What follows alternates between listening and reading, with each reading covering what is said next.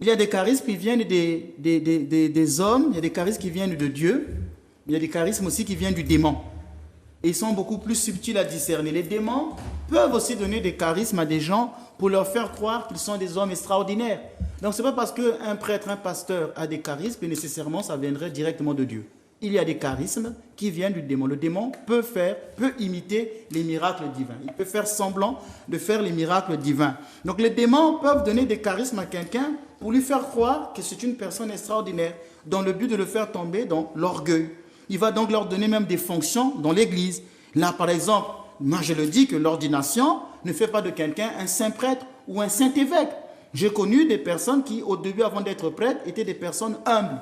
Une fois devenus prêtres, à cause des louanges et des honneurs du sacerdoce, ces prêtres-là sont devenus des prêtres orgueilleux. J'ai connu des évêques qui étaient des bons prêtres au début. Mais une fois qu'ils sont devenus évêques, à cause des honneurs, sont devenus des mauvais évêques. Ça peut arriver. Et je vais expliquer pourquoi. Donc le dire, ce n'est pas m'attirer des foudres, ce sont les réalités de la vie de tous les jours. On le voit au quotidien.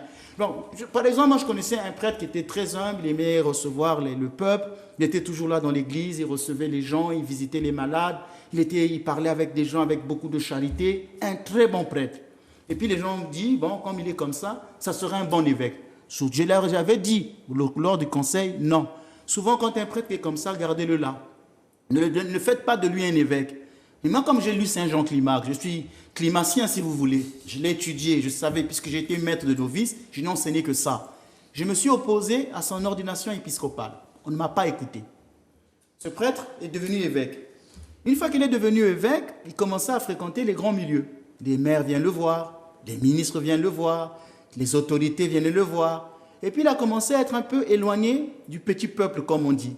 Il allait dans des grandes soirées intellectuelles. Le petit peuple, ça ne résonne pas. Avant, quand il bénissait comme ça avec toute humilité. Moi, quand je bénis, quand les fidèles me disent « et à ton esprit », j'ai l'habitude de m'incliner devant les fidèles parce que les fidèles aussi me bénissent. Quand je dis « paix à vous », les fidèles répondent « et à ton esprit », je m'incline. Et lui aussi, il avait ce style. Il s'inclinait. Tout à coup, il a commencé à bénir et quand les fidèles répondent, il tourne le dos, il repart au sanctuaire. Comme il fréquentait les grandes personnalités, cet évêque, l'orgueil, a commencé à l'avoir. Et il avait changé. Vous voyez, parce qu'il fréquentait ce que nous appelons ici les gros chaps. C'est comme ça qu'on dit ici en Martinique, les gros chaps. Donc parfois, la vaine gloire va s'installer chez des personnes qui peuvent devenir des prêtres, des pasteurs et des évêques. C'est pourquoi Saint Jean Climac et toute la tradition monastique disaient qu'un moine doit fuir deux choses. Les femmes, à cause des tentations de la chair, et les évêques, parce qu'ils peuvent devenir prêtres et avec tous les honneurs qu'on doit donner à un prêtre.